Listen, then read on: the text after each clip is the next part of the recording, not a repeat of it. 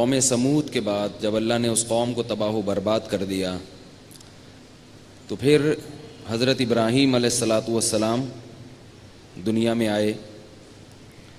حضرت ابراہیم علیہ السلام تھے ارض شام کے رہنے والے. شام، یہ جو شام کی سرزمین ہے، آج جتنا علاقہ شام کا ہے پہلے صرف اتنے سے علاقے کو نہیں کہا جاتا تھا، بلکہ اس میں بیت المقدس بھی داخل تھا، بلکہ اصل مرکز تو بیت المقدس ہی تھا شام کی سرزمین کا. تو وہاں حضرت ابراہیم علیہ السلام کی ولادت ہوئی آزر کے گھر میں.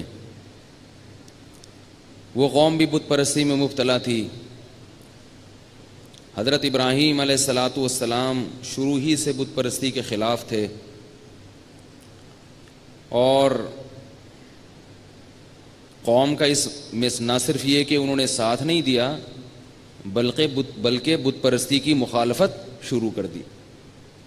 قرآن نے حضرت ابراہیم علیہ السلام کی جوانی کے حالات کہ وہ کیسے آسمان میں دیکھ کے غور کیا کرتے تھے اور کیسے آہستہ آہستہ انہوں نے اپنی قوم سے بیزاری کا اعلان کیا، ان سب چیزوں کو اللہ نے بڑے اہتمام سے ذکر کیا ہے. اور اس میں ہمیں سبق کیا ملتا ہے کہ پوری قوم ایک طرف اور اکیلے ابراہیم ایک طرف، پوری قوم ایک طرف تھی. قرآن میں آتا ہے کہ وَلَقَدْ آتَيْنَا إِبْرَاهِيمَ رُشْدَهُ مِنْ قَبْلُ وَكُنَّا بِهِ عَالِمِينَ. ہم نے ابراہیم کو بچپن ہی سے سیدھا راستہ دکھا دیا تھا اور ہم ان کو جانتے تھے، یعنی وہ اس کے اہل تھے. قرآن میں آتا ہے کہ فَلَمَّا جَنَّ عَلَيْهِ اللَّيْلُ وَرَآ كَوْكَبًا. سورہ کون سی سورت ہے یہ؟ بھی ہم نے 3 دن پہلے پڑھی ہے. فَلَمَّا جَنَّ عَلَيْهِ اللَّيْلُ وَرَآ كَوْكَبًا. جب رات کی تاریکی آئی تو حضرت ابراہیم نے ستارہ دیکھا. جو مشرک لوگ ہوتے ہیں نا، وہ کسی مخصوص معبود کی عبادت نہیں کرتے، بلکہ جو چیز بھی خوبصورت نظر آتی ہے، جس کو بھی مفید سمجھتے ہیں، اس کے پیچھے پڑ جاتے ہیں، اس کو معبود بنا لیتے ہیں. تو اس قوم میں ستارہ پرست لوگ بھی ہوں گے، سورج پرست لوگ بھی ہوں گے، چاند کی عبادت کرنے والے بھی ہوں گے. یہ ہر دور میں رہے ہیں، آج بھی ہیں. فَلَمَّا جَنَّ عَلَيْهِ اللَّيْلُ وَرَآ كَوْكَبًا. فرمایا رات کی تاریکی جب آئی ہے تو ایک ستارہ دیکھا خوبصورت چمکتا ہوا. قَالَ هَذَا رَبِّي. کہنے لگے یہ میرا معبود ہے، یہ میرا رب ہے. فَلَمَّا أَفَلَ. لیکن کچھ وقت کے بعد وہ ستارہ غائب ہو گیا. ظاہر ہے ستارے 24 گھنٹے آپ کے ساتھ نہیں رہتے. قال لا احب الآفلین. تو کہنے لگے کہ میں غائب ہونے والوں سے محبت، بولو بھائی، نہیں کر سکتا. کیسا زبردست سبق دے دیا اس میں. جس نے جانا ہے اس سے دل نہیں لگایا جاتا. جو ختم ہونے والی چیزیں ہیں، جو فنا ہونے والی چیزیں ہیں، ان سے ضرورت کا تعلق رکھا جاتا ہے، ضرورت سے زیادہ محبت نہیں کی جاتی. جیسے یہ آیت مشرکین پہ فٹ ہو رہی ہے. ان کے جو بت ہیں وہ بھی تو ایکسپائر ہو جاتے ہیں نا تھوڑے دنوں میں. بھائی کتنا خوبصورت بت ہو، تھوڑے دنوں میں ایکسپائر ہو جائے گا. لکڑی کا ہے تو دیمک لگ جائے گی، پتھر کا ہے تو آہستہ آہستہ اس کی چمک خراب ہوگی، اس کو ریپیئرنگ کے لیے بھیجنا پڑے گا. بھائی ہمارا بھگوان ہے، اس کی بیٹری ختم ہو گئی ہے، ٹھیک ہے نا، یا یہ ہمارا بھگوان ہے، اس کی ریپیئرنگ کر دو. کسی بندے نے آگے ٹانگ توڑ دی ہے اس کی، ٹھیک ہے نا. تو اور ایک وقت آئے گا کہ وہ بالکل ہی ختم ہو جائے گا. تو اس میں شرکی بھی نفی ہے کہ ہمیشہ حقیقی محبت ایسی ذات سے کی جاتی ہے جو کبھی بھی ختم نہ ہو، اور وہ صرف اور صرف اور صرف کس کی ذات ہے؟ اللہ کی ذات ہے. تو ابراہیم علیہ السلام نے پھر جب ستارہ دیکھا ہے تو ستارے کے بعد کیا دیکھا؟ فَلَمَّا رَأَى الْقَمَرَ بَازِغًا قَالَ هَذَا رَبِّي. تھوڑی دیر کے بعد چاند نمودار ہوا، 14ویں کا چمکتا ہوا چاند. یہ ستارے سے بھی زیادہ خوبصورت ہوتا ہے اور بڑا ہوتا ہے. تو انہوں نے فرمایا هَذَا رَبِّي، یہ میرا معبود ہے. فَلَمَّا أَفَلَ، وہ بھی غائب ہو گیا. اب یہ نا ابراہیم علیہ السلام ایک ورک شاپ کرا رہے ہیں اپنی قوم کو, ٹھیک ہے نا.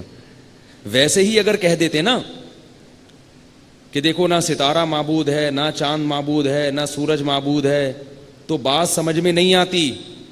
ایک عملی مشق کرا رہے ہیں کہ پہلے ستارہ نکلا, قوم کو جمع کیا, بولا یہ میرا رب ہے, یہ بڑا خوبصورت ہے, دیکھو. ستارہ غائب ہو گیا تو کہنے لگے یہ کیا ہے بھائی, یہ غائب کیوں ہو گیا, یہ کیسا خدا ہے, خدا تو 24 گھنٹے ساتھ رہتا ہے, یہ کدھر گیا. اس کو کیا کہتے ہیں, ورک شاپ. ورک شاپ میں یہی ہوتا ہے نا, ایک پریکٹس کروائی جاتی ہے, عملی تجربہ کروایا جاتا ہے. تو ورک شاپ کا ثبوت پیغمبر سے ثابت ہو گیا کہ نہیں ہو گیا. اسی وجہ سے ہم نے ٹائم مینجمنٹ کا کورس نہیں کروایا, ورک شاپ کروائی ہے. نہیں آ رہی میرا خیال ہے, ٹیکنیکل پوائنٹ ہے, پرسوں سمجھ میں آئے گا انشاءاللہ آپ لوگوں کو. وہ لطیفہ آپ پہ فٹ نہیں آتا لیکن پھر بھی سنا دوں, آپ پہ نہیں آتا فٹ لیکن پھر بھی سنا دیتا ہوں. کہ وہ ایک چڑیا گھر میں ایک بندہ گیا نا, تو سارے جانور ہنس رہے تھے سوائے ڈنکی کے, سب ہنس رہے تھے. تو وہ حیران ہوا, یار یہ کیا مسئلہ, بندر بھی ہنس رہا ہے, چیتا بھی ہنس رہا ہے, شیر بھی ہنس رہا ہے, اور گدھا کیا ہے, چپ بیٹھا ہوا ہے. اگلے دن گیا تو صرف گدھا ہنس رہا ہے, باقی سارے جانور چپ بیٹھے ہیں. لوگوں نے کہا یہ کیا ڈرامہ ہے. تو اس نے ایک چڑیا گھر کے مالک سے پوچھا, اس نے کہا اصل میں لومڑی نے ایک لطیفہ سنایا تھا, سب کی سمجھ میں آیا, ڈنکی کی سمجھ میں نہیں آیا. ڈنکی کی آج سمجھ میں آیا ہے. کل وہ نہیں ہنس رہا تھا, باقی سب ہنس رہے تھے. یہ آپ کے لیے نہیں ہے, ذہن میں رکھیں, یہ آپ کے لیے نہیں, ویسے ہی لطیفہ ہے. اچھا خیر, تو ابراہیم علیہ الصلاۃ والسلام نے چاند کو دیکھا اور قوم سے خطاب کر کے فرمایا ہاذا ربی, یہ میرا رب ہے. فلما افلا, چاند بھی غائب ہو گیا. تو پھر اللہ سے دعا مانگ رہے ہیں, لئن لم یہدنی ربی لأکونن من القوم الضالین, کہ میرا حقیقی رب اگر مجھے نہیں بتائے گا نا کہ کون ہے رب. کیسا عجیب انداز ہے نا, اگر میرا حقیقی رب مجھے نہیں بتائے گا کہ میرا اصل رب کون ہے تو میں گمراہ ہو جاؤں گا, میں مخلوق کو خدا بنا لوں گا. فلما رأى الشمس بازغة, پھر سورج نکلا. سورج کا تو جمال ہی کچھ اور ہے, اس کی تو آپ آنکھیں ٹکا ہی نہیں سکتے اس کو. فلما رأى الشمس بازغة قال هذا ربي هذا اکبر, یہ تو بہت بڑا ہے. فلما افلت, لیکن سورج بھی آپ کا ساتھ نہیں دیتا اور بالآخر وہ بھی غروب ہو جاتا ہے. تو پھر قوم سے کہنے لگے یا قوم, فلما افلت قال انی بریء مما تشرکون, اے میری قوم تم جن معبودوں کی عبادت کرتے ہو میں ان سب سے بری ہوں. اور انی وجہت وجہی للذی فطر السماوات والارض حنیفا وما انا من المشرکین, میں اپنے رخ کو پھیر رہا ہوں اس ذات کی طرف جس نے آسمانوں اور زمینوں کو پیدا کیا, اور میں اس ذات کے ساتھ کسی کو شریک کرنے والا نہیں ہوں. تہجد میں جب اٹھے نا تو تہجد کی نماز سے پہلے یہ دعا پڑھنی چاہیے, انی وجہت وجہی للذی, اپنا رخ میں صرف اس ذات کی طرف پھیر رہا ہوں جس نے آسمانوں اور زمینوں کو پیدا کیا اور میں اس کے ساتھ کسی کو شریک نہیں کرتا. تو ہم توحید کا اقرار کرتے ہیں نماز پڑھنے سے پہلے, صرف اسی کی طرف رخ پھیرتے ہیں, اور یہ نہیں کہ ادھر بھی تو ادھر بھی, ایسا نہیں. تو ابراہیم علیہ السلام نے اپنے والد کو بڑی محبت سے سمجھایا. ان کے والد جو تھے بت بنا کے بیچا کرتے تھے. اچھا یہ بات یاد رکھیں, علامہ جلال الدین سیوطی رحمہ اللہ تعالی ایک بہت بڑے محدث گزرے ہیں, انہوں نے یہ بات ذکر کی ہے, یہ دعویٰ کیا ہے کہ آزر جو تھے وہ حضرت ابراہیم کے والد نہیں تھے بلکہ چچا تھے. اسی سے بہت سے لوگ یہ استدلال کرتے ہیں, خاص طور پہ جو گرین چینل والے ہمارے بھائی ہیں, یہ لوگ کیا کہتے ہیں کہ ابراہیم علیہ السلام کے والد جہنم میں نہیں گئے. اور اسی طرح وہ یہ بھی دعویٰ کرتے ہیں کہ محمد صلی اللہ علیہ وسلم کے والدین بھی مسلمان, ابراہیم علیہ السلام کے والد بھی مسلمان. یعنی ان کا یہ دعویٰ ہے کہ پیغمبر کے والد مشرک نہیں ہو سکتے. اور دلیل یہ دیتے ہیں, یہ جو قرآن میں آتا ہے نا کہ ابراہیم علیہ السلام نے اپنے والد سے کہا, تو کہتے ہیں والد سے یہاں کیا مراد ہے, چچا. چچا کو بھی مجازن ابا کہہ دیا جاتا ہے. اور دلیل میں علامہ جلال الدین سیوطی رحمۃ اللہ علیہ کا حوالہ پیش کرتے ہیں کہ انہوں نے بہت ساری روایتیں ذکر کی ہیں اس پر. ان روایتوں میں یہ ثابت کیا ہے کہ آزر جو تھے وہ ابراہیم علیہ السلام کے والد نہیں بلکہ چچا تھے. تو مسئلہ یہ سمجھ لیں کہ یہ بات غلط ہے. آزر ابراہیم علیہ السلام کے والد ہی تھے، چچا نہیں تھے۔ رہا مسئلہ علامہ جلال الدین سیوطی کا، تو علامہ جلال الدین سیوطی ایک اکیلے ہیں جنہوں نے یہ لکھا ہے، باقی لاکھوں نے یہ نہیں لکھا، سب نے ان کو ابا ہی لکھا ہے۔ تو یہ دلیل کا جو ہے نا عجیب ٹیکنیکل اسٹائل ہوتا ہے آج کل، کہ ایک کا حوالہ دیا جا رہا ہے اور باقی جو ساری دنیا دوسری طرف جا رہی ہے اس سے چشم پوشی سے کام لیا جا رہا ہے۔ تو بھئی دنیا میں صرف ایک مفسر یا ایک محدث تو نہیں پیدا ہوئے نا، قرآن کی تفسیریں تو سینکڑوں تفسیریں ہوئی ہیں، درجنوں تفسیریں ہیں، کسی مفسر نے بھی یہ ثابت کرنے کی کوشش نہیں کی۔ دوسری بات یہ ہے کہ حافظ جلال الدین سیوطی نے جو روایتیں ذکر کی ہیں ان میں کوئی بھی صحیح روایت نہیں ہے، کوئی بھی صحیح روایت نہیں، بالکل قریب با موضوع ہیں، من گھڑت روایتیں ہیں۔ اور قرآن میں جو اللہ نے بار بار باپ کا لفظ استعمال کیا ہے حضرت یعنی ابراہیم کے والد کے لیے، تو قرآن کے لفظ کو اپنے ظاہر سے پھیرنا کمزور روایتوں کی بنیاد پر، یہ قرآن میں ایک نوعیت کی تحریف ہے، قرآن میں ایک نوعیت کی تحریف ہے۔ تو قرآن کے جو الفاظ ہیں نا وہ تو تواتر سے ثابت ہوتے ہیں، اس کو اگر ہم اس طرح سے قرآن کی آیتوں کو اپنے ظاہر سے ہٹانا شروع کر دیں پھر تو کہیں کا کچھ ہر آیت مشکوک ہو جائے گی، ہر آیت مشکوک ہو جائے گی۔ بالکل ایسے ہے جیسے یہ جو قرآن میں آتا ہے نا کہ وَرَفَعَ أَبَوَيْهِ عَلَى الْعَرْشِ، یوسف علیہ السلام کے والدین جب آئے تو ان کو تخت پہ بٹھایا اور بھائی سارے سجدے میں گر گئے۔ تو یہاں بعض لوگوں نے کہا ہے وہ ان کی جو والدہ تھیں وہ سوتیلی تھیں، یا بعض نے کہا ہے وہ اصل میں خالہ تھیں، ان کو والدہ کہہ دیا گیا۔ بھئی کیوں خالہ تھیں، کیوں سوتیلی تھیں؟ جب قرآن کہہ رہا ہے کہ وہ والدین تھے تو والدین تھے نا بھائی۔ تو ایسے کمزور روایتوں کی بنیاد پر، یہ میں اس لیے کہہ رہا ہوں کہ یہ اصول ہے یہ قرآن مجید کی ایک ویلیو ہے، ایک اہمیت ہے۔ جب وہ کوئی لفظ کہتا ہے تو اس کا وہی مطلب ہے جب تک کہ اس کے خلاف کوئی مضبوط دلیل قائم نہ ہو۔ اور حافظ جلال الدین سیوطی رحمہ اللہ تعالی یقیناً محدث تھے، مگر ان کے بارے میں محدثین کا، متاخرین کا، جو بعد والے ہیں ان سے، ان کا اجماع ہے کہ وہ روایتیں پیش کرنے کے معاملے میں متساہل ہیں۔ متساہل سمجھتے ہو؟ ذرا کیا ہیں؟ چشم پوشی سے کام لیتے، کہتے جانے دو۔ تو اس لیے ان کی پیش کردہ روایتیں قابل اعتماد نہیں ہیں۔ یہ ہوتا ہے، بعض علماء بڑے چوٹی کے علماء گزرے ہیں مگر وہ روایات پیش کرنے میں زیادہ مضبوطی سے کام نہیں لیتے، حالانکہ وہ علم حدیث میں بڑے ماہر ہوتے ہیں۔ علامہ جلال الدین سیوطی کی کتاب ہے تدریب الراوی، جو مدارس میں پڑھائی جاتی ہے حدیث، اصول حدیث پر، وہ بڑے ماہر ہوتے ہیں، لیکن بس ان کا مزاج ہوتا ہے۔ اچھا، تو بات یہ چل رہی تھی کہ ابراہیم علیہ الصلوۃ والسلام نے اپنے والد کو بہت پیار سے سمجھایا، یا ابتی، اے میرے ابا، انی اخاف ان یمسک عذاب من الرحمن، رحمان کی طرف سے عذاب نہ آ جائے کہیں آپ کے اوپر، آپ رحمان کو چھوڑ کر ان کی عبادت کر رہے ہو۔ سورہ مریم میں پورا رکوع ہے اس پر، بہت سمجھایا مگر ابراہیم علیہ السلام کے والد تیار نہ ہوئے، دھمکیاں دینے پر آ گئے۔ لَأَرْجُمَنَّكَ وَاهْجُرْنِي مَلِيًّا، پتھروں سے مار مار کے ہلاک کر دوں گا میں تجھے۔ کیسی دھمکی ہے! ایک طرف سے پھول برس رہے ہیں اور دوسری طرف سے پتھر مارنے کی دھمکیاں دی جا رہی ہیں۔ ایک طرف سے پھول برس رہے ہیں، یا ابتی، اے میرے پیارے ابا، اے میرے، پورا رکوع ہے، آپ جا کے پڑھیں سورہ مریم میں۔ لیکن جب دھمکی ملی ہے تو ہم ہوتے تو کیا کرتے؟ ہم کہتے ایک تو میں تمیز سے بات کر رہا ہوں۔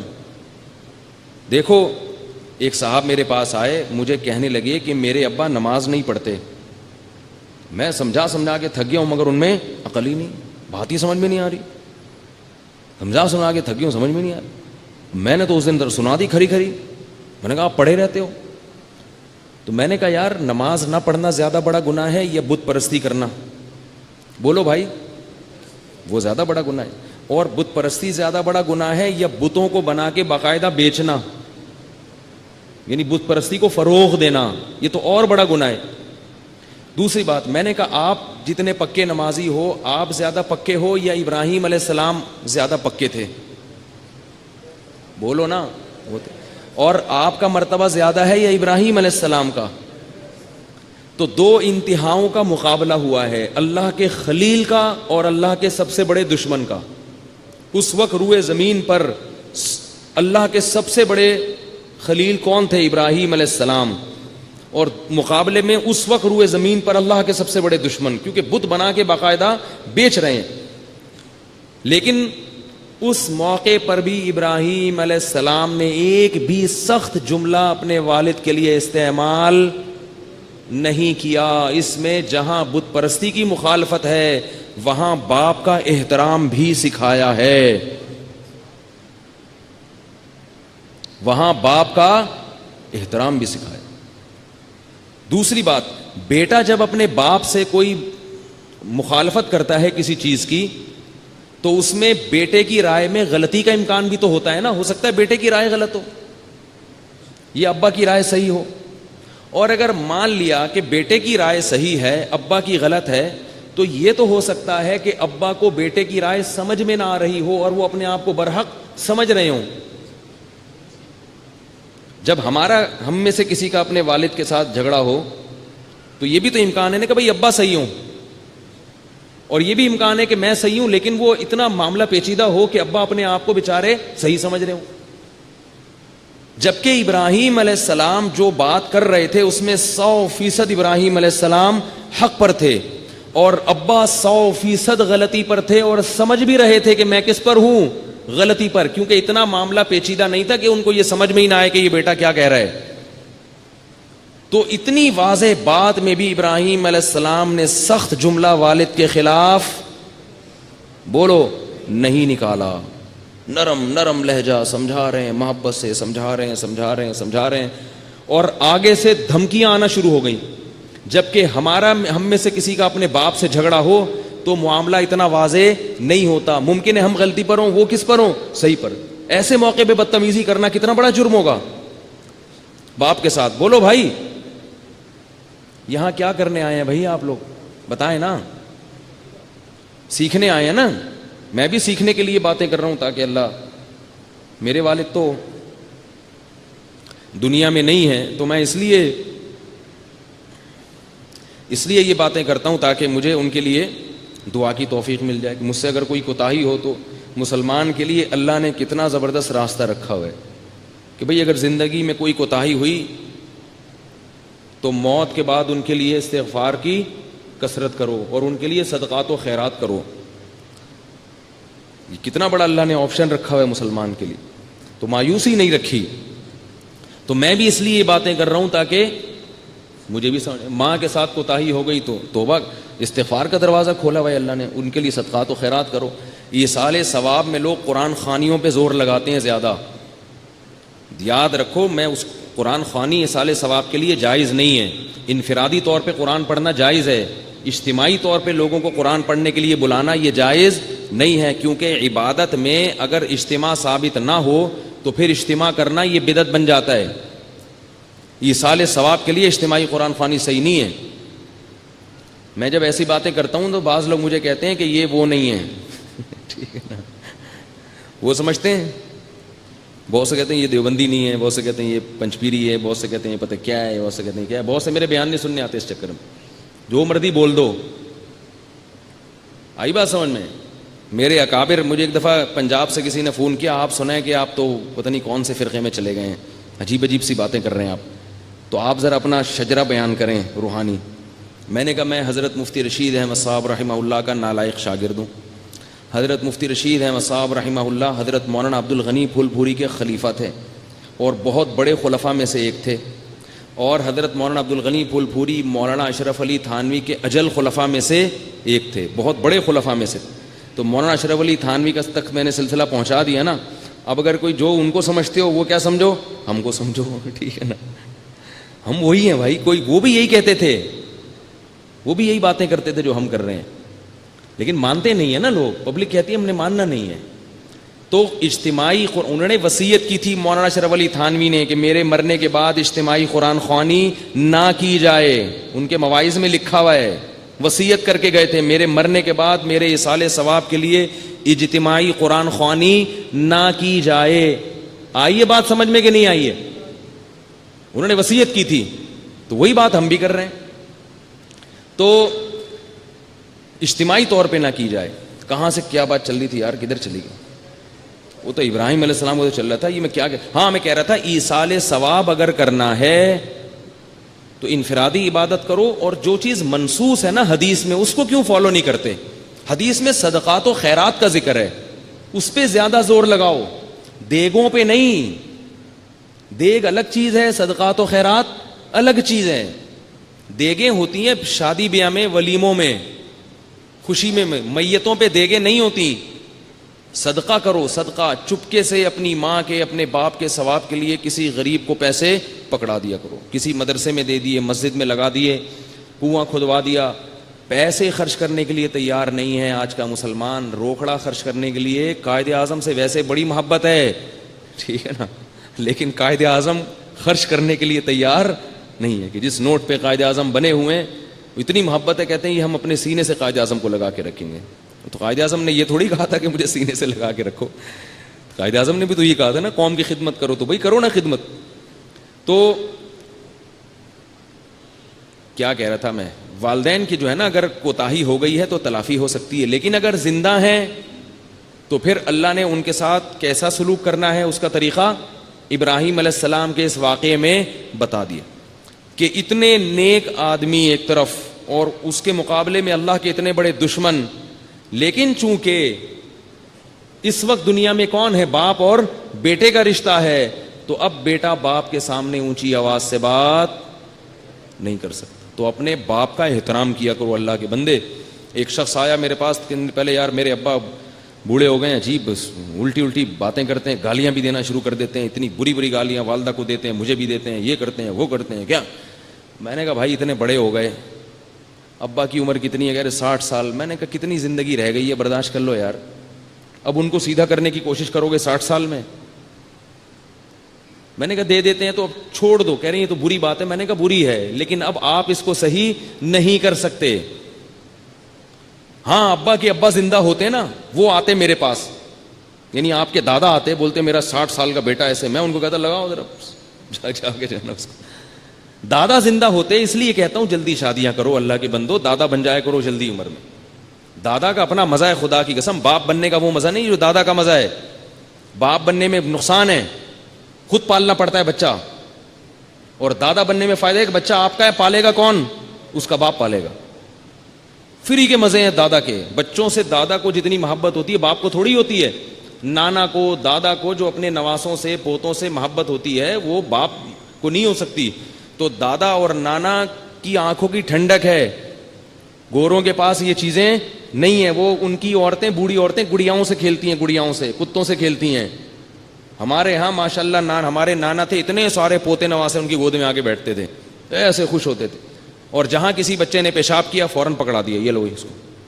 اب دیکھو ذمہ داری نہیں لیتے دادا نانا, کہتے پیشاب کیا اس کو بیٹے کو پکڑا دیا, چل بھائی اس کو لے کے جا. بیمار ہو گیا, چل بھائی اس کو ہاسپٹل لے کے جا. تو دادا کو فری کے مزے ملتے ہیں, تو اس لیے جلدی دادا بن جاؤ. آپ کوشش کرو گے کہ نہیں کرو گے؟ تبلیغ والے کہتے ہیں نا اب نام لکھواؤ سے روزے کے لیے, تو میں بھی نام لکھوا رہا ہوں. کون ہے بھائی جو جلدی سے دادا اور نانا بننے کی, اور خواتین کے لیے بھی ہے, جلدی سے نانی بن جائیں, جلدی سے دادی بن جائیں. نانی کی بھی کیا زندگی ہوتی ہے. ہمیں اپنی دادی یاد ہے, کیا ماشاءاللہ اللہ نے ان کو حکومت دی تھی. ہمارے گھر پہ مصلے پہ بیٹھی رہتی تھیں, ریموٹ کنٹرول ہاتھ میں تھا, بس جو آ رہا ہے دیکھ رہی ہیں, کون آ رہا ہے, کہاں سے آ رہا ہے, کدھر جا رہا ہے. دادی کا کام تو کوئی ہوتا نہیں ہے, ٹھیک ہے نا. صحت اچھی تھی, بس ہر وقت ٹریس کرتی تھیں, جو بھی گیٹ سے آیا کہاں سے آ رہا ہے. اب سنتی اونچا تھی, ہم ان کو چیخ کے بولتے تھے وہاں سے آ رہا ہوں. تو پھر میں نے حل تلاش کیا. میں نے کہا یار جب بھی کمرے میں داخل ہو دادی کو اطلاع دینی پڑتی ہے, نکلتے ہوئے بھی دینی پڑتی ہے, اور سنتی بھی اونچا ہے. ہم کرالنگ کر کے جاتے تھے. پھر دادی کا تخت تھا, اس کے پیچھے سے کرالنگ کر کے نا ایسے چو, بڑے مزے تھے بھائی اس کے. خدا کی قسم جس گھر میں بوڑھا نہیں ہے وہ گھر نہیں ہے. تمہیں فیملی پلاننگ والوں نے تباہ کر دیا ہے, تمہارے فیملی سسٹم کو برباد کر دیا ہے. گھر جو ہے یہ جھونپڑیوں سے, گھر جو ہے یہ ٹائلوں سے اور فانوسوں سے نہیں بنتا, گھر افراد سے بنتا ہے. گھر میں افراد ہونے چاہیے, تبھی رمضان کا بھی مزہ ہے, تبھی عید کا بھی مزہ ہے, تبھی شادی بیاہ کا بھی مزہ ہے, تبھی غم کا بھی مزہ ہے. غم میں بھی سب شریک ہو جاتے ہیں. کہاں تمہیں یہودی لے کے جا رہا ہے, 2 بچے ہی اچھے, 2 بچے ہی اچھے, کدھر کو تم جا رہے ہو, اور دیر سے نکاح کر رہے ہو, نہ دادا بن رہے ہو نہ نانا بن رہے ہو. تو وہ بندہ آیا نا, میرے ابا صحیح نہیں چل رہے. تو میں نے کہا آپ کے میرا دل چاہا کہ میں اس کو بولوں کہ دادا ہوتے نا تو وہ آتے تو میں شکا. اب ابا کو کیا کر سکتے ہو بھائی؟ ابا کے لیے دعا کرو محبت سے, پیار محبت سے, جیسے ابراہیم علیہ السلام نے سمجھایا اسی طرح نصیحت. تو ماں کا بھی یہی معاملہ ہے, ماں کا بھی یہی ہے. ماں سے بھی آپ کو بدتمیزی کی اجازت نہیں ہے, ماں سے بھی بدتمیزی کی اجازت نہیں ہے. تو اور اخلاق کے معاملے میں ماں کا حق اللہ نے باپ سے 3 گنا زیادہ رکھا ہے. یہ بات یاد رکھیں کہ تعظیم شریعت میں باپ کی زیادہ ہے, تعظیم. اور نرم لہجے سے بات کرنے میں ماں کے ساتھ اخلاق کی ویلیو زیادہ ہے. تعظیم کا مطلب علماء یہ بتاتے ہیں کہ جیسے آپ بیٹھے ہوئے ہیں, آپ کی والدہ آئیں, آپ احترام میں کھڑے نہیں ہوئے, غلط ہے لیکن اتنا غلط نہیں ہے. باپ آیا احترام میں کھڑے نہیں ہوئے تو یہ زیادہ غلط. تو حسن اخلاق میں ماں کا مقام زیادہ اور تعظیم میں باپ کا. تعظیم میں باپ کا اس لیے کہ وہ گھر کا سربراہ ہے, اور سربراہ کی ہمیشہ تعظیم زیادہ, کیونکہ جو امیر ہوتا ہے نا, جو ذمہ دار ہوتا ہے, اس کی اگر تعظیم نہیں ہوگی تو اس کی سنی نہیں جائے گی. نہیں آئی بات سمجھ میں؟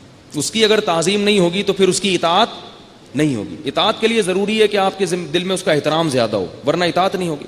تو سارا نظام ہمارا تلپٹ ہو گیا ہے, پتہ ہی نہیں چلتا گھر کے سربراہ اماں ہیں کہ ابا ہیں, بھائی ہے یا چچا ہے. بعض دفعہ ابا اماں کو پتہ نہیں ہوتا, ایک خلیفہ بن کے بیٹھا ہوا ہوتا ہے گھر میں, ٹھیک ہے نا, ایک بھائی. تو جو ابا ہیں وہ اپنے آپ کو گھر کا سربراہ سمجھیں اور باقی لوگ باور کرائیں کہ آپ ہمارے کیا ہیں, سربراہ ہیں. ابا کسی کو خلافت دے دیں تو ایک الگ بات ہے. بعض دفعہ ابا کہتے ہیں یہ والا جو بیٹا ہے نا میرا, اسی سے پوچھو. ہمارے محلے میں پڑوس میں ایک صاحب رہا کرتے تھے, ان کے ماشاءاللہ بچے بہت تھے, اللہ نے بڑی اولاد دی ان کو. تو جب وہ بچے بڑے ہو گئے, گھر بڑا ہو گیا ان کا, تو اب انہوں نے سارے کام تقسیم کیے ہوئے تھے. تو وہ بتاتے تھے یہ وزیر خزانہ ہے, یہ وزیر اطلاعات و نشریات ہے. ایک بیٹے کو نا کہتے تھے کوئی بھی گھر میں شادی بیاہ غم ہو تو اطلاع کون دے گا, یہ وزیر اطلاعات و نشریات, یہ وزیر خزانہ ہے. ایسے سارے وزارتیں انہوں نے بانٹی ہوئی تھی. خود پیڑے کھا رہے تھے بیٹھ کے, خود کیا کر رہے تھے, پیڑے کھا رہے تھے بیٹھ کے. تو ابراہیم علیہ الصلاۃ والسلام نے سمجھایا نہیں مانے. باپ نے بالآخر کیا کہا, لأرجمنک, پتھروں سے مار کے ہلاک کر دوں گا. تو ابراہیم علیہ السلام نے کیا کہا, سلام علیک. اتنی بڑی دھمکی بھائی, قتل نہیں, پتھر سے مار کے, پتھروں سے, اتنی بڑی دھمکی. اللہ کے خلیل ہیں, ذرا بھی تو تکبر نہیں کر رہے کہ اے میرے ابا آپ کو پتہ نہیں میں کون ہوں, میرا کیا مقام ہے, کچھ بھی نہیں. کہہ رہے ہیں سلام علیک, آپ پر سلامتی ہو. ساستغفر لک ربی, دنیا میں تو مایوس ہو گیا لیکن آخرت سے مایوس نہیں ہوا, اللہ سے میں آپ کے لیے مغفرت کی دعا کرتا رہوں گا. انہ کان بی حفیہ, وہ آپ پر مہربان نہ ہو, مجھ پر تو مہربان ہے نا, تو مجھ پر مہربانی کی وجہ سے آپ کی مغفرت کر دے گا. اس سے ایک اور مسئلہ حل ہو گیا ایصال ثواب کا. بعض لوگ یہ کہتے ہیں کہ قرآن میں آتا ہے عمل الانسان ما تمنا, انسان کو وہی کچھ ملے گا جو وہ خود کرتا ہے, لہذا آپ کسی اور کے لیے کوئی نیکی کا کام نہیں کر سکتے, عمرہ نہیں کر سکتے, یہ نہیں کر سکتے, وہ نہیں کر سکتے. جو کرو گے اس کا ثواب آپ کو ملے گا, دوسرے کو آپ کے عمل کا ثواب نہیں ملے گا. اس کا علماء نے جواب دیا ہے کہ آپ کو آپ کے عمل کا ثواب ملے گا نا, یہ تو ثابت ہو گیا نا. تو آپ جو چاہ رہے ہو اپنے عمل سے وہ کس کو ملے گا, آپ کو. تو جب آپ یہ چاہ رہے ہو کہ اس کا ثواب فلاں کو مل جائے, تو آپ کو ملنا جبھی ہوگا جب اس کو مل جائے. نہیں آئی بات؟ اس کی مثال ایسے ہے جیسے کوئی میرے پاس آتا ہے اور مجھے کہتا ہے آپ جو چاہو گے وہ میں کروں گا, لیکن اس کی میں نہیں مانوں گا ایک بھی, لیکن آپ جو کہو گے نا وہ میں کروں گا. لیکن جو غفار بھائی ہیں نا, مجھے پسند نہیں ہے وہ, اس کی میں نہیں مانوں گا. تو میں کہتا ہوں کہ میری مانو گے, آپ کہتے ہیں ہاں آپ کی مانوں گا. میں کہتا ہوں پھر ایک بات اس کی مان لو, یہ والی. آئی بات سمجھ میں؟ اگر میری مانتے ہو نا تو میرا یہ آرڈر ہے کہ یہ والی بات اس کی مان لو. تو یہی فلسفہ ابراہیم علیہ السلام نے پیش کیا. تو اسی وجہ سے قرآن جو کہہ رہے ہیں نا کہ انسان کو وہی ملے گا جو وہ کر رہا ہے, تو ہم یہ کر رہے ہیں کہ اللہ ہم چاہ رہے ہیں کہ اللہ یہ ہمارے ابا کو اس کا ثواب مل جائے, تو ہم جو کر رہے ہیں ہمیں وہ ملے گا نا. تو ہمارا ملنا کیا ہے کہ ہمارے ابا کو مل جائے. لیکن پھر بتا دوں ایصال ثواب میں جو منصوص ہے وہ کیا ہے, صدقات و خیرات. صدقہ خیرات پر زیادہ زور لگایا کرو. خیر, تو ابراہیم علیہ السلام نے کیا کہا کہ آپ پر مہربان نہیں ہے لیکن مجھ پر تو ہے, تو میں اللہ کے جو مجھ پہ رحمتیں ہیں وہ میں آپ کے حق میں کیش کراؤں گا. لیکن اللہ نے پھر قاعدہ بیان کر دیا کہ یہ صرف مسلمان کے حق میں تو ہو سکتا ہے, مشرک کے حق میں یہ قاعدہ نہیں ہے. ہم پر جو اللہ کی رحمتیں ہیں وہ رحمتیں ہم کسی دوسرے مسلمان کے حق میں تو کیش کرا سکتے ہیں, غیر مسلم کے حق میں کیش نہیں کرا سکتے. جیسے کوئی مسلمان ہے جس کو عذاب قبر ہو رہا ہو اور وہ بخشش کے لائق نہیں ہے, لیکن اگر اس کے لواحقین میں کوئی اس کے لیے خوب مغفرت کی دعا کرے, کوئی نیک پرہیزگار آدمی, تو اللہ کو اس پہ ترس تو نہیں آ رہا لیکن اس پہ تو ترس آئے گا نا, تو اللہ اس کی وجہ سے اس کی مغفرت کر دیتے ہیں. یہ تو ثابت ہے حدیث سے. مسلمان بالآخر ایک نہ ایک دن جہنم کی آگ سے نکلیں گے, اپنی حرکتوں کی وجہ سے تھوڑی نکلیں گے. وہ کیوں نکلیں گے؟ نبی صلی اللہ علیہ وسلم سفارش کریں گے. تو اللہ کو اپنے حبیب سے محبت ہے, تو ان کی محبت کی وجہ سے جو جہنم میں جائیں گے ان کا بھی کیا ہو جائے گا؟ بیڑا پار ہو جائے گا. اب اس سے آپ لوگ خوش ہو رہے ہوں گے چلو نکل جائیں گے تو چلے جائیں جہنم میں. تو جہنم میں تھوڑے دن بھی, وہاں کا تھوڑا بھی بہت ہے بھائی. پاگل جیسے کہتے ہیں نا, تھوڑا بھی بہت ہوتا ہے, کہتے ہیں نا. وہ ایک آدمی ہے نا, اس نے کہا یہ تھوڑا سا پاگل ہے, اس نے کہا یہ تھوڑا سا نہیں ہے, جو تھوڑا سا ہے وہ بہت پاگل ہے, کبھی بھی کچھ کر سکتا ہے.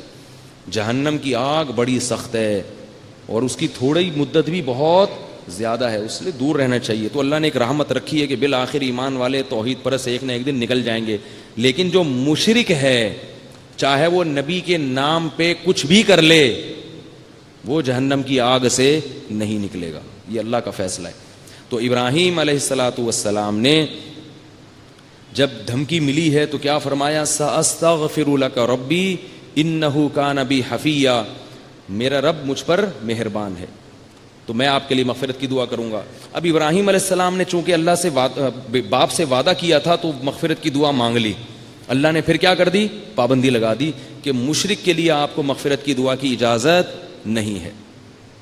لیکن پھر ایک اور سبق ملتا ہے کہ باپ نے پھر ابراہیم علیہ السلام سے کہا وہجرنی ملیہ, مجھے چھوڑ دو. پھر ابراہیم علیہ السلام نے اس قوم کو چھوڑ کر ہجرت کی ہے, کیونکہ وہاں رہنا ابراہیم علیہ السلام کے لیے ممکن نہیں تھا. اس سے یہ پتہ چلتا ہے کہ باپ میں اور بیٹے میں بہت زیادہ اختلافات اگر ہو رہے ہوں اور اتنی نوعیت کے ہو گئے ہوں کہ باپ تو دین پہ نہیں آ رہا لیکن اس گھر میں رہ کر بیٹے کے لیے اپنا دین بچانا مشکل ہو گیا ہے, تو پھر بیٹے کو چاہیے کہ وہ گھر چھوڑ دے لیکن باپ سے حتی الامکان رابطہ رکھے.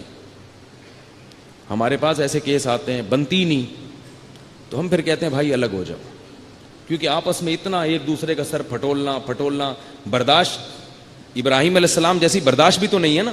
تو بڑی مصیبت سے بچنے کے لیے کیا کہا جاتا ہے؟ چھوٹی مصیبت کو اختیار کر لو. بعض دفعہ باپ بیٹوں میں ایسی چپکلش ہوتی ہے کہ وہ جو ہے نا وہ بنتی نہیں ہے, اور بعض دفعہ باپ کی طرف سے بھی بڑی زیادتی ہوتی ہے.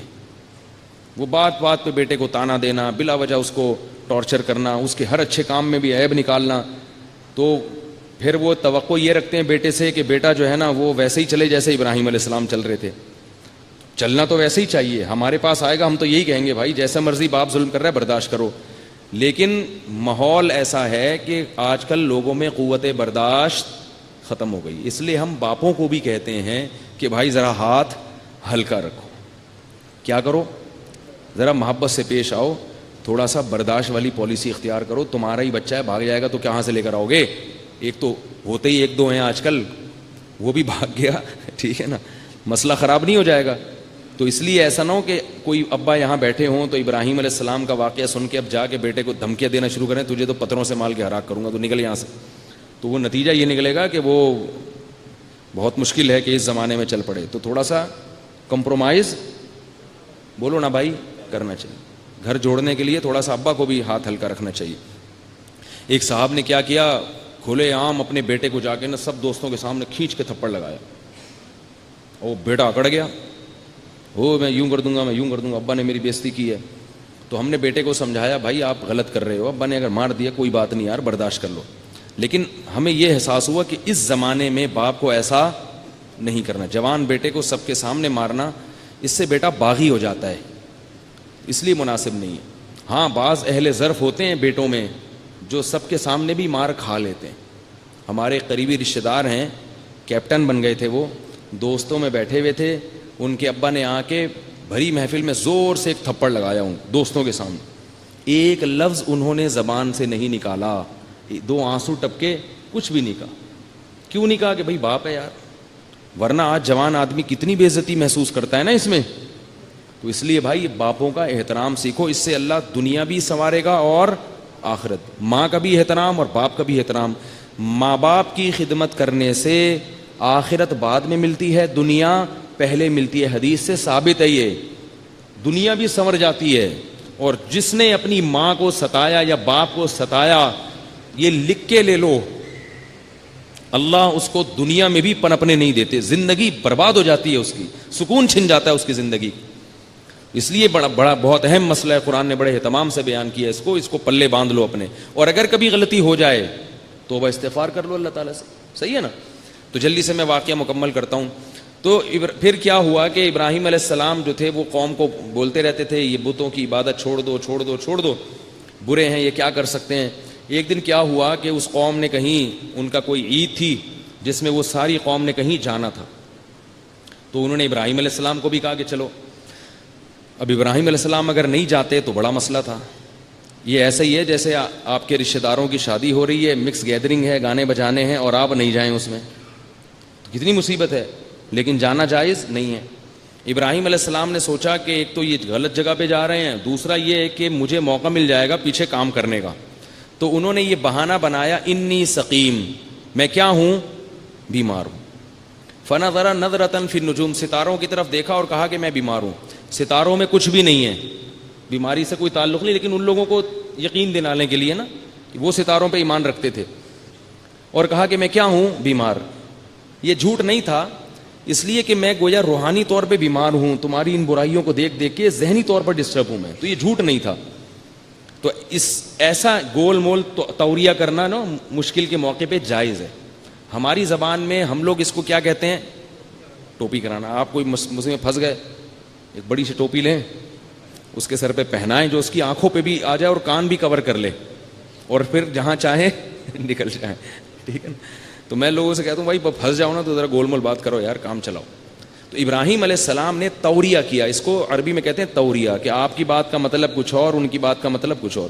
پھر جب قوم چلی گئی, واپس آئے تو ابراہیم علیہ السلام نے وہ مندر میں جو بت رکھے ہوئے تھے, کسی کی ناک توڑ دی, کسی کے کان توڑ دی, سب کو ٹنڈا لنجا منڈا بنا دیا. سب کوئی ٹنڈا ہے تو کوئی لنجا ہے, سارے ٹیڑے میڑے نا عجیب سی شکلیں کر دی.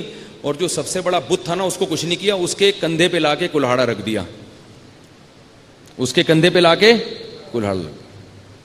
اب جب وہ آئے ہیں واپس عبادت کرنے کے لیے, اپنے خداؤں کا حال دیکھا, بھائی یہ کیا یار, وہ لنگڑا ہو گیا, اس کے بازو نہیں ہے, اس کے کان کٹا, وہ نک کٹا, عجیب سی شکلیں ان کی. ایسے خدا کی تو عبادت کرنے کا دل ہی نہیں چاہے گا جس میں خوبصورتی نہ ہو.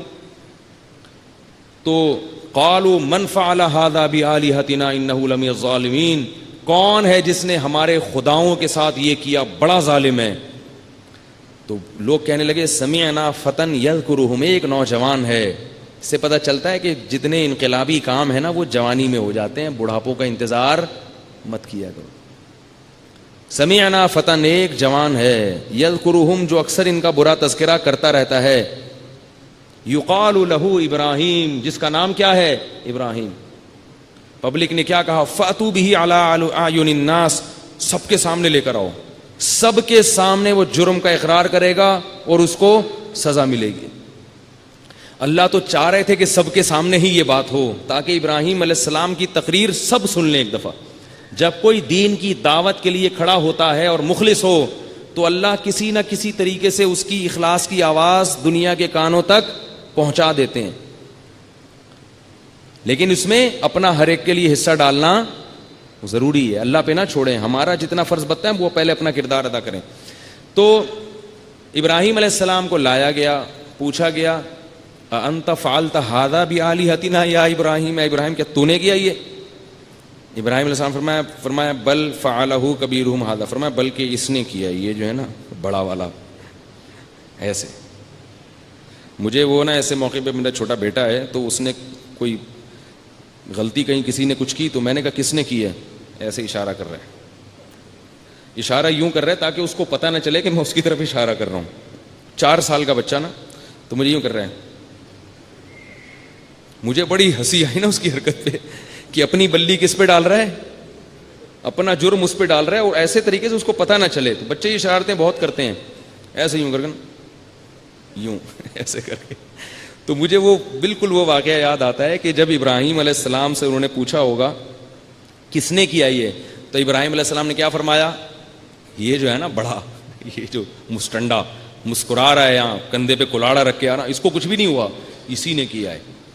تو یہ بھی جھوٹ نہیں ہے, اس لیے کہ بعض دفعہ بات اتنی واضح ہوتی ہے, بھئی سب کو پتا ہے کہ یہ اس نے یہ نہیں کر سکتا. تو مطلب یہ ہے کہ پھر جب یہ نہیں کر سکتا, تو جب یہ کسی کا ہاتھ پاؤں نہیں کاٹ سکتا, تو یہ کیا تمہاری بگڑی بنائے گا. تو اس میں جھوٹ کچھ نہیں ہے. جھوٹ وہ, اسی سے یہ بھی پتہ چلتا ہے کہ ہمارے اکابر کی کتابوں میں بعض فرضی واقعات لکھے ہوئے ہیں. تو بعض لوگ اعتراض کرتے ہیں یہ جھوٹے قصے ہیں اور یہ جائز نہیں ہے. تو بھائی وہ حکایت یا وہ کہانی جس کے بارے میں پتہ ہو کہ فرضی ہے, اس کو بیان کرنا جھوٹ نہیں ہے. جھوٹ وہ واقعہ ہے کہ جس کو لوگ بیان کرنے والا سچ کہہ کے بیان کرے, حالانکہ حقیقت میں وہ سچ نہ ہو. تو ایسے بہت سے لطیفے ہوتے ہیں, حکایتیں ہوتی ہیں جو جھوٹے ہوتے ہیں اور سب ان کو جھوٹ سمجھ رہے ہوتے ہیں. یہ جو حدیث میں آتا ہے نا, جس نے لوگوں کو ہنسانے کے لیے جھوٹ بولا وہ بھی جھوٹا ہے. اس سے وہ جھوٹ مراد ہو جو ہو جھوٹ لیکن لوگ اس کو سچ سمجھ رہے ہوں, کیونکہ اس میں دھوکہ ہے. تو یہاں اس سے یہ مسئلہ بھی پتہ چلا ابراہیم علیہ السلام کے واقعے سے.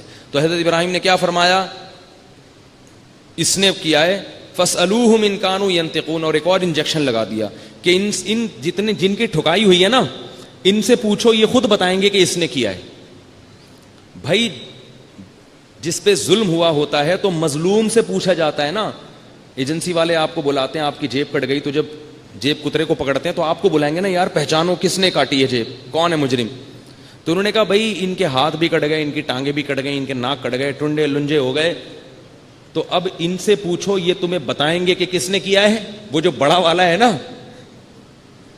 اس سے پتہ چلتا ہے کہ تبلیغ ہوشیاری کا کام ہے, صرف رٹے رٹائے الفاظ نہیں ہونے چاہیے. بڑی حکمت, بڑی مصلحت, پورا ایک ماحول بنایا ابراہیم علیہ السلام نے. ویسے سمجھاتے تو شاید سمجھ میں نہ آتا, سمجھ میں تو اب بھی نہیں آیا, لیکن ان کے ہل گئے وہ اندر سے. جب انہوں نے یہ کہا نا ابراہیم علیہ السلام نے کہ اس بڑے نے کیا ہے, ان سے پوچھو, تو قرآن کہہ رہا ہے فَرَجَعُوا إِلَىٰ أَنفُسِهِمْ, سب اپنے دل میں جھانکنے لگے اور سوچنے لگے اِنَّكُمْ أَنْتُمُ الظَّالِمُونَ, تم تو بڑے نالائق ہو یار. جو خدا تمہارا یہ نہیں بتا سکتا کہ اس نے تمہارے ساتھ یہ کیا, وہ تمہاری بگڑی کہاں سے بنائے گا. ایک دم ان کے دل پہ کیا لگی, چوٹ, ہل گئے اندر سے. لیکن پھر فوراً نُكِسُوا عَلَىٰ رُؤُوسِهِمْ, پلٹا کھایا. کیوں پلٹا کھایا, کہ بھائی اگر میں, ہر آدمی یہ سوچ رہا ہے میں نے ابراہیم کا ساتھ دیا تو میں قوم سے کٹ جاؤں گا. دوسرا بھی کہہ رہا ہے, تیسرا بھی کہہ رہا ہے. یہی ہوتا ہے ماحول, معاشرہ آپ کو کہاں لے جاتا ہے, جہنم کی طرف. کہ یار میں نے اگر مفتی صاحب کی بات مان لی تو پبلک کہے گی تو بھی وہی ہو گیا ہے. بھائی میں نے علماء کی بات مان لی تو پبلک کیا کہے گی, یار تم بھی ملاؤں جیسی باتیں شروع کر دی تم نے, تم بھی ملا بن گئے. اس طانے سے بچنے کے لیے ہر الٹی سیدھی بات کرتے رہتے ہیں لوگ. تو ابراہیم علیہ السلام, قرآن کہہ رہا ہے کہ ثم نکسوا علی رؤوسہم, فوراً پلٹا کھایا اور کہنے لگے لقد علمت ما ہؤلاء ينطقون, اے ابراہیم تجھے تو پتہ ہے کہ یہ بیچارے بول نہیں سکتے. جب ان کے منہ سے اگلوایا ابراہیم, ویسے کہتے نا تو کبھی نہ بولتے. وہ ایک ماحول بنانا پڑتا ہے پورا. جیسے وہ ہم نے ٹائم مینجمنٹ کی ورکشاپ کروائی تھی نا, اس میں ایک بڑی دلچسپ, یہ ٹائم لینڈر والے ایک چیز کرواتے ہیں کہ آپ سے نا وائٹ بورڈ پہ چند چیزیں لکھوائیں گے کہ جو لیٹ آنے والے لوگ ہیں وہ کیسے ہوتے ہیں. تو آپ بتاؤ گے وہ ایسے ہوتے ہیں, گالیاں دو گے ان کو, وہ سالے یوں ہوتے ہیں, وہ یوں ہوتے ہیں, وہ یوں ہوتے ہیں. جب پوری گالیاں دے کے آپ تھک جاتے ہو تو آپ سے کہتے ہیں کہ اگر آپ لیٹ آؤ تو آپ کیا ہو. پھر ابھی آپ تھوڑی دیر پہلے گالیاں دے کے فارغ ہوئے تو آپ کہتے ہیں یار یہ تو میں نے خود اپنے منہ سے کہا ہے. یہ ایک ٹیکنیکل طریقہ ہوتا ہے تو بات سمجھانے کا. تو ابراہیم علیہ السلام سو وہ فوراً بیک زبان کیا کہنے لگے, لقد علمتا, یہ کیسے بتائیں گے, اے ابراہیم تجھے تو پتا ہے کہ یہ بول نہیں سکتے. کاش کوئی ہندو میری باتیں سن رہا ہو اور اللہ اسے ایمان کی توفیق دے دے. کاش کوئی سن رہا ہو. پتہ نہیں بیچارے حسد میں ہی مرے جا رہے ہیں مسلمانوں سے, یہ دہشت گرد ہیں, یہ فلانے ہیں, یہ ڈمکانے ہیں. اللہ کے بندو, اسلام تمہارے فائدے کی بات کر رہا ہے. چھوڑ دو ان پتھروں کو, چھوڑ دو, یہ کچھ بھی نہیں کر سکتے. اپنے ہاتھ سے بناتے ہو، اپنے اللہ پوچھے گا قیامت کے دن، جو کھلا رہا ہے نا وہ رب وہ نہیں چھوڑے گا. تو یہ خیر خواہی کی بات ہے. اس میں ہمیں کوئی پیسے مل رہے ہیں، کوئی ہندو مسلمان ہوتا ہے یا کوئی عیسائی مسلمان ہوتا ہے کہ کسی مولوی صاحب کو پیسے ملتے ہیں، بلکہ جو مسلمان ہوتا ہے الٹا مولوی صاحب سے چندہ مانگنا شروع کر دیتا ہے. یہاں جتنے لوگ آتے ہیں نا عیسائی مسلمان ہوتے ہیں، تھوڑی دیر میں کیا کہتے ہیں، یار پیسے چاہیے. میں کہتا ہوں اس لیے مسلمان ہوئے پیسے چاہیے، میں تو بھگا دیتا ہوں بغیر ان کو بتاؤں پیسے نہیں ملیں گے پھر مسلمان ہو. تو ایسے کو ہم مسلمان کرتے ہیں.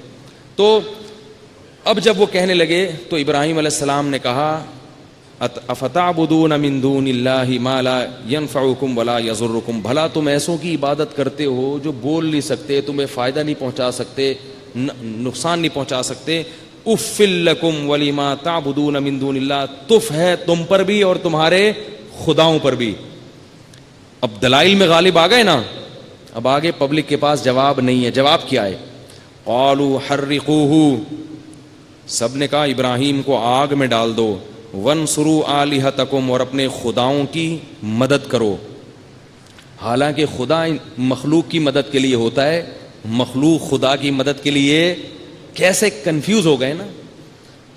جب بحث ہو رہی ہو نا اور حق غالب آ رہا ہو تو جو حق پر نہیں ہوتا نا وہ بیچارہ اسی طرح سے کنفیوز ہو کے ادھر ادھر کی پھینکنا شروع کر دیتا ہے. ہر اگلی بات پہلے سے زیادہ حماقت پر مبنی ہوتی ہے. تو وہ کہنے لگے حرقوہ، اس کو جلاؤ. وانصروا آلہتکم، اور اپنے خداؤں کی مدد کرو. ان کنتم فاعلین، اگر کچھ کرنا ہے، ورنہ ہمارے معبودوں کے ساتھ، ہمارے رب کے ساتھ ایسا ہوتا رہے گا، ان کی عزتیں محفوظ نہیں ہوں گی. آج تو ان کے ہاتھ ٹوٹے ہیں، کل ان کی عزت پہ بھی ڈاکہ پڑ سکتا ہے، کل کوئی ان کی پینٹ بھی اتار سکتا ہے ان بتوں کی، کچھ بھی ہو سکتا ہے ان کے ساتھ. بچاؤ ان کو، بچاؤ. اور پھر جمع کر کے نا پوری قوم نے تماشا دیکھا اور ابراہیم علیہ السلام کو آگ میں ڈال دیا گیا. اللہ فرماتے ہیں قلنا یا نار کونی بردن وسلاما علی ابراہیم، اے آگ ابراہیم پر ٹھنڈی ہو جا اور سلامتی والی ہو جا. اتنی ٹھنڈی نہ ہو کہ ٹھنڈک سے اس کو جو ہے وہ پریشان کر دے، سلامتی والی ہو جا. اتنا بڑا معجزہ اللہ نے اس قوم کو دکھایا کہ جلتے رہے آگ کے اندر مگر آگ نے ان کا بال بھی بیکا نہیں کیا. قوم جب اس سے عاجز آ گئی تو ان کا پیچھا قوم نے چھوڑ دیا، لیکن اسلام قبول نہیں کیا. کیسے سخت ماحول خراب کرتا ہے، بار بار میں بتا رہا ہوں ماحول. تو ابراہیم علیہ السلام نے صرف ان کے بھانجے لوط علیہ السلام ایمان لائے تھے ابراہیم علیہ السلام. اس کے بعد ابراہیم علیہ السلام نے فیصلہ کیا کہ میں اس قوم کو اور اس علاقے کو چھوڑ دیتا ہوں. آپ کے بھانجے آپ کے ساتھ تھے، پھر آپ کی ایک زوجہ آپ کے ساتھ تھی حضرت سارہ، وہ بھی اسلام قبول کر چکی تھی. ان سے ابراہیم علیہ السلام کا نکاح ہوا. حضرت سارہ کو لے کے اور حضرت لوط علیہ السلام کے ساتھ ابراہیم علیہ السلام نے وہاں سے ہجرت کر لی. تو آگے پھر لوط علیہ السلام کا واقعہ ہے. پھر اللہ نے ان کو پیغمبر بنا کے بھیجا کسی قوم کی طرف، وہ انشاءاللہ کل بتاؤں گا.